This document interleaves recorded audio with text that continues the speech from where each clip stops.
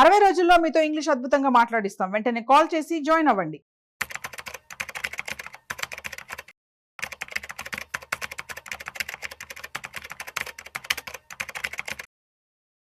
నమస్తే, welcome to Suman TV. నేను Udayasri. Present మనతో ఉన్నారు certified financial planner doctor Anil Kumar Bachchu గారు. మాట్లాడదాం. హలో అండి. నమస్తే. హలో అండి, నమస్తే. యా, బిఎస్సి సెన్సెక్స్ లో కొన్ని చేంజెస్ వచ్చాయి. అసలు ఆ చేంజెస్ ఏంటి? అట్లాగే ఇప్పుడు ఇది ఇన్వెస్టర్స్ కి లాభమా నష్టమా?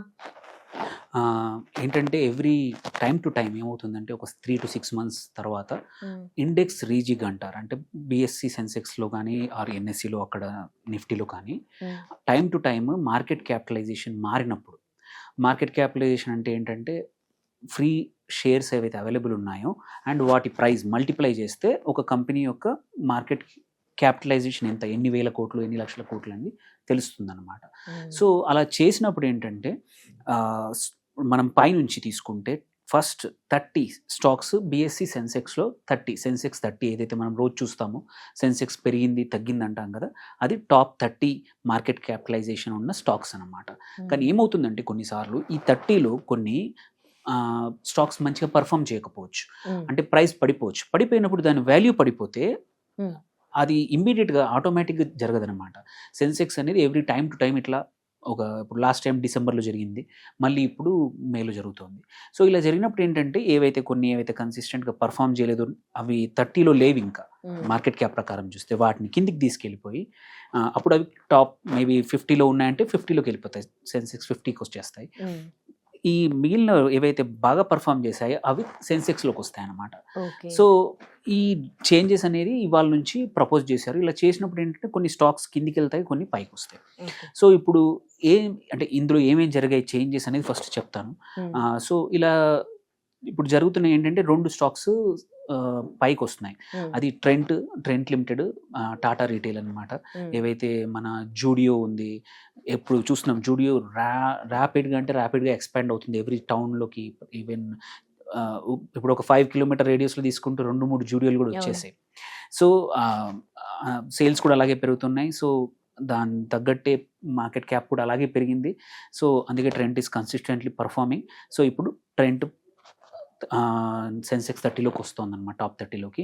అలాగే ఇంకొక stock which is coming up ఏంటంటే భారత్ ఎలక్ట్రానిక్స్, బిఈఎల్ వచ్చేసి మనం చూసాము మొన్న ఆపరేషన్ సింధూర్లో వాటి బిఈఎల్ నుంచి ప్రొడ్యూస్ అయిన లాట్ ఆఫ్ డిఫెన్స్ ప్రోడక్ట్స్ వచ్చేసేసి పర్ఫామ్ చేశాయి and they got lot of orders.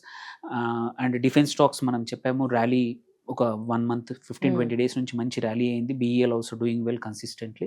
So అందుకే BEL is also market cap పెరిగింది కాబట్టి సెన్సెక్స్ 30లోకి వెళ్ళిపోతుంది అనమాట.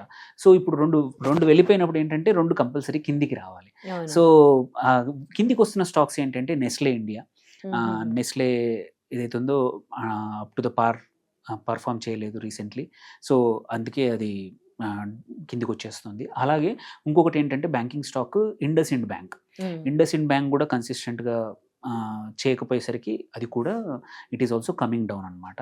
సో ఎందుకంటే కొంచెం సెక్టర్ స్పెసిఫిక్ ఇష్యూసే కానీ ఆ bank performance on the whole also బాగాలేకుండింది, దాని తగ్గట్టే మార్కెట్ ప్రైస్ ఆల్సో బాగాలేకుండింది, అందుకే it is coming down. So ఇవి 2 స్టాక్స్ అప్ అయ్యాయి, 2 డౌన్ అయ్యాయి in the case of sensex 30. Then let's say next 100లో చూద్దాం. టాప్ 100లో కొన్ని స్టాక్స్ ఇంక్లూడ్ అయ్యాయి, కొన్ని ఎక్స్క్లూడ్ అయ్యాయి. ఇంక్లూడ్ అయిన స్టాక్స్, పాజిటివ్ స్టాక్స్ చెప్దాము. Dixon technologies. డిక్సన్ వచ్చేసి మన ఇప్పుడు మోస్ట్ ఆఫ్ ద చిప్ స్టాక్స్లో అదొక మేజర్ స్టాక్ అనమాట. మొబైల్ ఫోన్స్కి కానీ లాట్ ఆఫ్ ఇట్లాంటి కొత్త వాటికి టెక్నాలజీస్కి కావాల్సిన చిప్స్ అనేది ఆర్ లాట్ ఆఫ్ పార్ట్స్ అనేది డిక్సన్ నుంచి వస్తాయి. మనం చూసాం డిక్సన్ ఆల్రెడీ లాస్ట్ 6 months నుంచి 1 year పర్ఫామ్ బాగా చేస్తూ ఉంది. So now it is BSE 100లోకి వస్తుంది అనమాట. అలాగే ఇంకొక సిమిలర్ స్టాక్ కోఫోర్జ్ కూడా అంతే, it is doing good. So up అవుతుంది.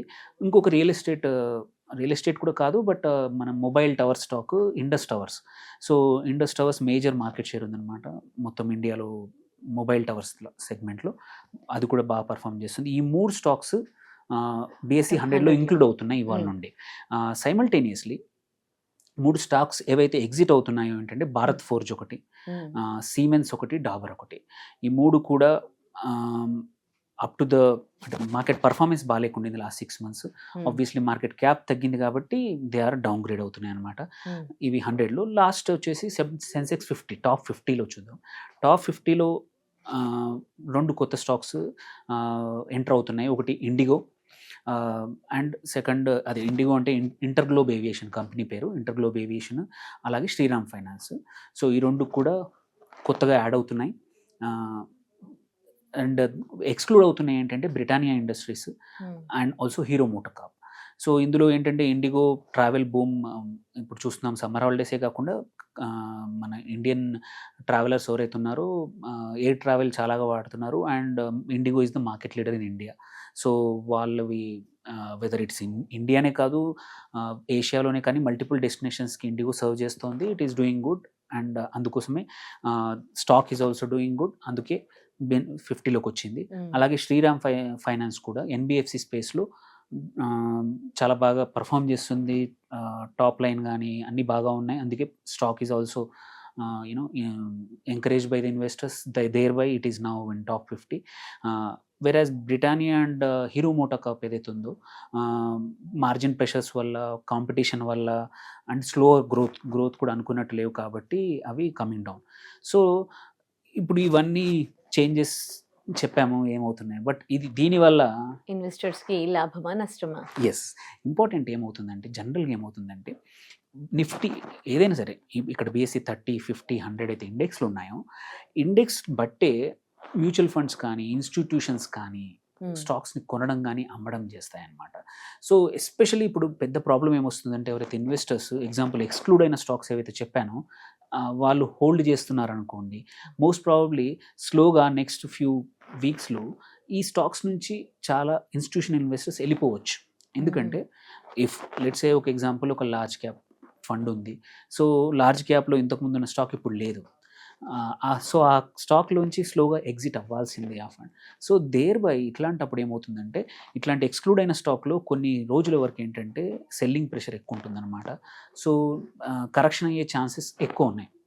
సో అందుకోసమే ఇన్వెస్టర్స్ జాగ్రత్తగా ఏంటంటే ఎస్పెషల్లీ ఇట్లాంటి ఎగ్జిట్ అయిన స్టాక్లో రైట్ నౌ ఎంటర్ అవ్వకుండా కొంచెం కాషియస్గా కొంచెం మళ్ళీ స్టేబుల్ అయ్యేంత వరకు తొందరపడకుండా ఏవైనా న్యూస్ వచ్చినా సరే ఇప్పుడు ఏవైతే స్టాక్స్ ఉన్నాయో ఎగ్జిట్ అయ్యాయి బ్రిటానియా ఇండస్ట్రీస్ కానీ ఇవైతే వీటిలో కొంచెం కాషియస్గా ఉండాలి నెక్స్ట్ ఒక 15 days to 1 month.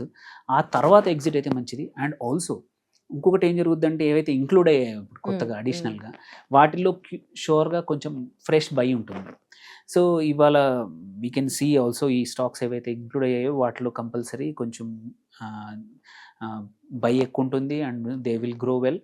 సో వీటిలో కూడా తొందరపడద్దు, but at the same time positions తీసుకోవచ్చు. ఎందుకంటే చాలా ఇన్స్టిట్యూషనల్ ఇన్వెస్టర్స్ కూడా ఇప్పుడు కొంటా ఉంటారు. లైక్ ఇప్పుడు ఏవైతే ట్రెండ్ కానీ ఏవైతే already they are doing at trading at multiple అంటే వెరీ హై PE దగ్గర ట్రేడ్ అవుతున్నా కానీ because lot of institutional investors కూడా కొత్తగా కొంటారు.